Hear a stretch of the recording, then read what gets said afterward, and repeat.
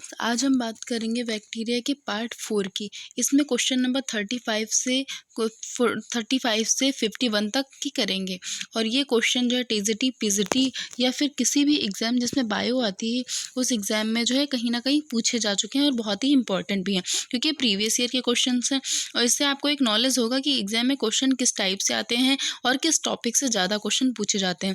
इसलिए ये वीडियो ज़रूर ही देखें। और अगर आपको क्वेश्चन नंबर 1 से 34 सॉल्व करना है तो आप पहले की वीडियोस में जा कर के चेकआउट कर सकते हैं। तो आज हम स्टार्ट करेंगे क्वेश्चन नंबर 35 से। तो हम स्टार्ट करते हैं। हमारा पहला क्वेश्चन कह रहा है कि सहजीवी नाइट्रोजन स्थिरीकरण से संबंधित नॉड जीन पाए जाते हैं। तो देखिए जो क्वेश्चन है वो कह रहा है कि नॉड जीन किस में पाए जाते हैं, राइजोबियम में या फिर ल्यूमिनस पौधे में या फिर एडमासिया में या फिर ए और बी दोनों में। तो देखिए जो नॉड जीन होते हैं वो ल्यूमिनस प्लांट्स में एंड राइजोबियम में पाए जाते हैं। तो इसका ऑप्शन नंबर ए और बी ये दोनों राइट हो जाएंगे। तो ऑप्शन नंबर डी जो है इसका राइट ऑप्शन हो जाएगा। अब अगले क्वेश्चन की तरफ। अगला क्वेश्चन है क्वेश्चन नंबर 35। क्वेश्चन नंबर 35 कह रहा है कि केंद्रक झिल्ली। क्वेश्चन नंबर 35 हो गया। क्वेश्चन नंबर 36 कह रहा है केंद्रक झिल्ली वो माइट्रोकांडिया विहीन कोशिका का उदाहरण है। मतलब ऐसी कौन सी सेल है जिसमें क्या है, जिसमें माइट्रोकांडिया नहीं पाया जाता है एंड न्यूक्लियर मेम्ब्रेन नहीं पाई जाती है। तो देखिए जो प्रोटोजोअन्स होते हैं कोशिका उस ये भी ऑप्शन नहीं है आपका हमारा। ये ऑप्शन क्या है, रॉन्ग है। ये भी रॉन्ग है। और जो स्पंज कोशिका होती है ये भी रॉन्ग है। तो इसका राइट ऑप्शन क्या हो जाएगा, जीवाणु कोशिका। जो जीवाणु कोशिका होता है, जो बैक्टीरियल सेल होता है, उसमें क्या होता है, उसमें जो है न्यूक्लियर मेम्ब्रेन भी नहीं होता है, माइट्रोकांडिया भी नहीं पाया जाता है। ठीक है। अब अगला क्वेश्चन नंबर 37 कह रहा है कि जीवाणु में एंटीबायोटिक के प्रति प्रतिरोधकता का संबंध जीन कहाँ स्थित होता है। ठीक है। मतलब जो जीवाणु होते हैं उसमें एंटीबायोटिक के प्रति प्रतिरोधकता जो होती है उससे संबंधित जीन कहाँ पे पाया जाता है। पॉलीराइबोसोम में पाया जाता है, प्लाज्मिड में या फिर आरएनए में या फिर सर्कुलर डबल स्टैंड के न्यूक्लियर में। ठीक है। तो देखिए ये कहाँ पाया जाता है, ये पाया जाता है हमारा प्लाज्मिड में। जो प्लाज्मिड होता है उसमें पाया जाता है एंटीबायोटिक के प्रतिरोधक जो है क्षमता का जो जीन होता है वो प्लाज्मिड में पाया जाता है। अब चलते हैं अपने अगले क्वेश्चन की तरफ। क्वेश्चन नंबर 38 कह रहा है कि मीजोजोम कहाँ पाए जाते हैं। तो जो मीजोजोम होते हैं वो हमारे कहाँ पाए जाते हैं, बैक्टीरिया में पाए जाते हैं। ठीक है। और जो बैक्टीरिया जो श्वसन का काम करता है वो भी किससे करता है, मीजोजोम से करता है। और ये बैक्टीरिया जो होता है, बैक्टीरिया में जो देखिए जो बैक्टीरिया होता है उसमें सबसे बाहर जो है ग्लाइकोलैक्स होती है। ठीक है। उसके बाद जो है क्या होता है, सेल मेम्ब्रेन होता है, प्लाज्मा मेम्ब्रेन होता है। जो प्लाज्मा मेम्ब्रेन होता है उसमें जो इनफोल्डिंग होती है, ऐसे करके एक मीजोजोम की इनफोल्डिंग होती है। इस इनफोल्डिंग से जो है ये श्वसन का अपना कार्य भी करता है एंड मीजोजोम कहाँ, बैक्टीरिया में पाया भी जाता है। और ऐसे फ्लैजिला होता है, फिम्बरी होता है, पीली होता है, इस टाइप का स्ट्रक्चर होता है। अब हम चलेंगे अगले क्वेश्चन की तरफ। क्वेश्चन नंबर 39 कह रहा है कि नाइट्रोजन को स्थिर करने में सक्षम एक स्वजीवी जीवाणु है। ठीक है। ऐसा कौन सा जीवाणु है जो नाइट्रोजन का फिक्सेशन करता है। तो देखिए इसमें क्या है, राइजोबियम है, एजिटोबैक्टर है, क्लॉस्ट्रीडियम है या फिर स्टेप्टोकोकस है। तो क्वेश्चन नंबर जो 39 हो जाएगा उसका राइट ऑप्शन हमारा हो जाएगा बी। देखिए जो बी वाला है एस्टोबैक्टर वो भी करता है। ठीक है। और जो है क्लॉस्ट्रीडियम है ये भी करता है। इसलिए जो इसका जो एक ऑप्शन राइट नहीं होगा बल्कि 2 ऑप्शन राइट होंगे, बी वाला भी एंड सी वाला भी। तो अगर यहाँ पे होता है ऑप्शन नंबर बी एंड सी दोनों तो हमारा राइट ऑप्शन यही वाला हो जाता। लेकिन इसमें ऐसा कुछ दिया नहीं इसलिए दोनों पे तो नहीं लगा सकते हैं। लेकिन अगर एग्जाम में अगर ये क्वेश्चन आएगा तो ऐसे इस टाइप से एक और ऑप्शन आएगा। ठीक है। अब चलते हैं क्वेश्चन नंबर 40 की तरफ। क्वेश्चन नंबर 40 कह रहा है कि जीवाणु में पीली सहायक होते हैं। तो देखिए अभी हमने बात करी थी कि जो जीवाणु होता है उसमें क्या होता है, नीचे फ्लैजिला होता है एंड फिम्बरी होता है एंड पीली होता है। तो जो फ्लैजिला होता है ये जो सबसे बड़ा होता है ये मूवमेंट का काम करता है, ये बैक्टीरिया को एक जगह से दूसरी जगह मूव कराने के लिए होता है। और जो उसके बाद जो फिम्बरी होता है वो क्या होता है, वो सब्सटेंस अटैचमेंट का काम करता है कि कोई भी सब्सटेंस है यहाँ से बैक्टीरिया को अगर अटैच होना है तो फिम्बरी से अपने अटैच हो जाएगा। और जो पीली होता है ये क्या करता है, ये 2 बैक्टीरिया के बीच में एक कॉन्जुगेशन ट्यूब बनाता है, कॉन्जुगेशन ट्यूब बनाता है। और इस कॉन्जुगेशन ट्यूब से क्या होता है, ये अपने जेनेटिक मटेरियल एक बैक्टीरिया से दूसरे बैक्टीरिया में ट्रांसफ़र करता है। तो जो ये जो क्या होता है, जो पीली होता है वो सेक्सुअल रिप्रोडक्शन भी एक टाइप से कराता है, ठीक है। लेकिन ये जो पीली होता है ये वर्क किस में करता है, किस में हेल्पफुल होता है, तो ये जो पीली होता है ये हेल्पफुल हमारा होता है कॉन्जुगेशन कॉन्टैक्ट के लिए, मतलब कॉन्जुगेशन ट्यूब बनाने के लिए ये आपकी ये बैक्टीरिया की हेल्प करता है, ठीक है। अब चलेंगे क्वेश्चन नंबर 41 की तरफ। क्वेश्चन नंबर 41 कह रहा है निम्नलिखित बैक्टीरिया में से कौन विनाइट्रीकरण से संबंधित है, which of the following bacteria is associated with denitrifications. तो डीनाइट्रिफिकेशन में कौन सा बैक्टीरिया संबंधित है, 41 का राइट ऑप्शन हो जाएगा ऑप्शन नंबर ए, जो सीडोमोनास। जो सीडोमोनास होता है वो क्या करता है, वो जो है बैक्टीरिया के एसोसिएशन में और डीनाइट्रिफिकेशन का रोल प्ले करता है, ठीक है।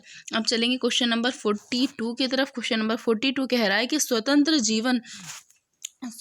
जीवन यापन करने वाला सूक्ष्मतम जीव है, मतलब ऐसा कौन सा जीव है जो क्या करता है, अपना जीवन जो फ्री लिविंग ऑर्गेनिज्म है। तो फ्री लिविंग ऑर्गेनिज्म हमारा कौन है, माइकोप्लाज्मा, ठीक है। माइकोप्लाज्मा को फ्री लिविंग ऑर्गेनिज्म इसलिए कहते हैं क्योंकि इसमें सेल वॉल नहीं होती, इसमें सेल वॉल एब्सेंट होती है, इसमें जो है सेल वॉल क्या होती है हमारी, एब्सेंट होती है। एंड जब सेल वॉल ही एब्सेंट होती है तो ये क्या करता है, इसका कोई जो है एग्जैक्ट शेप नहीं होता कि किस शेप का, ये अपना शेप चेंज करता रहता है।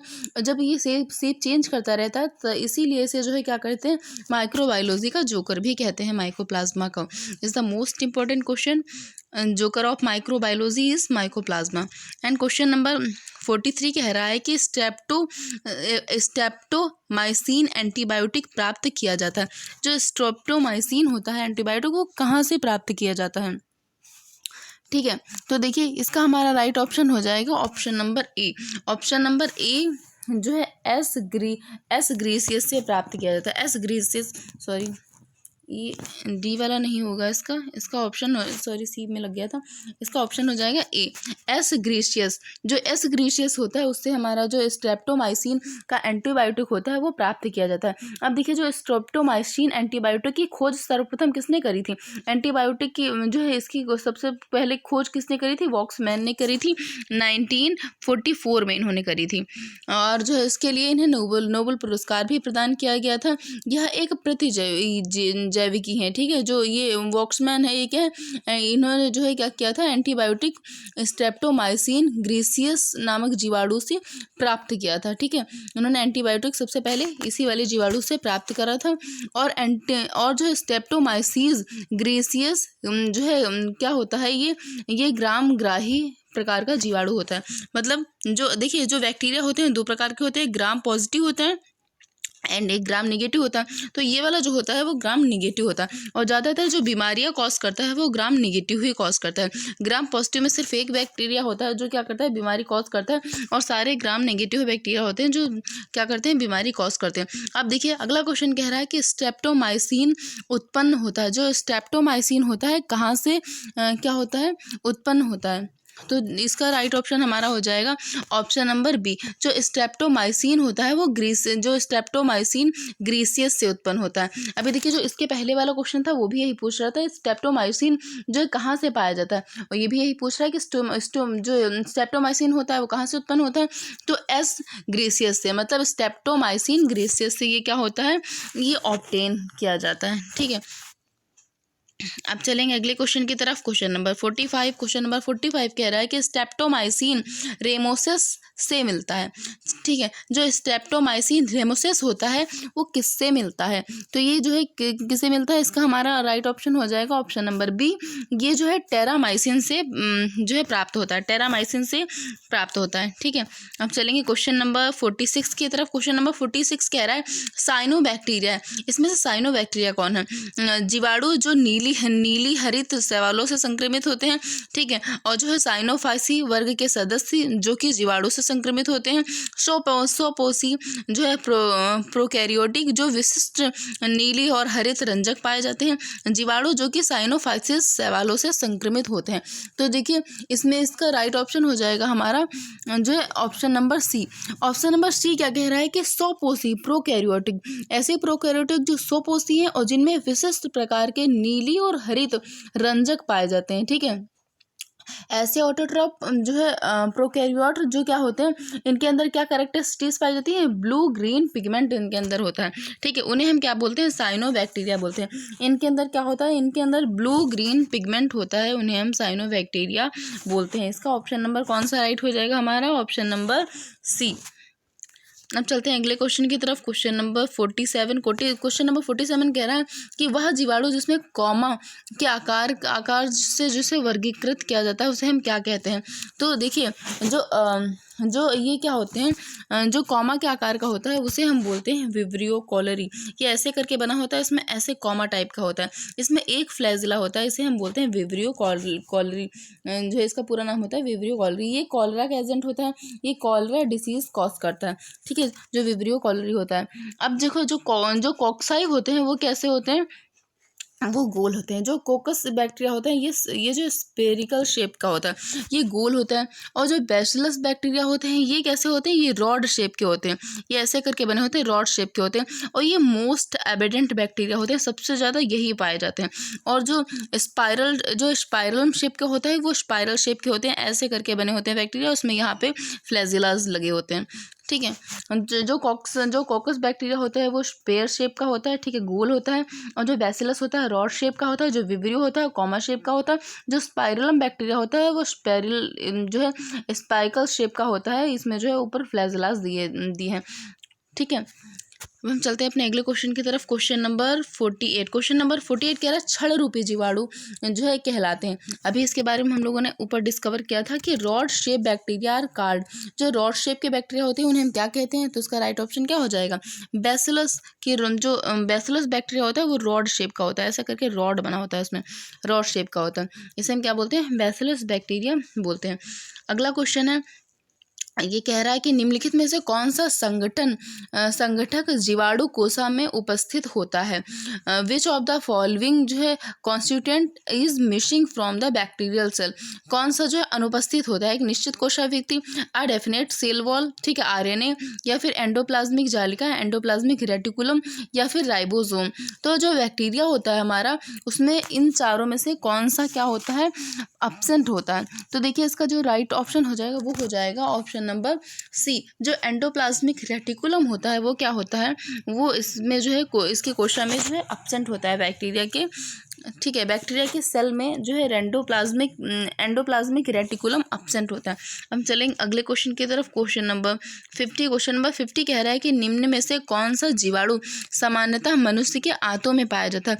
तो मनुष्य के आंतों में कौन सा जीवाणु पाया जाता है, ई कोलाई पाया जाता है, जिसे कि हम कहते हैं एस्चेरिचिया कोलाई भी इसे बोलते हैं, इसका फुल नेम है। एंड इसे जो है हम ऐसे शॉर्टली ई कोलाई भी बोलते हैं। ये जो है क्या करता है, मनुष्य के आंतों में पाया जाता है।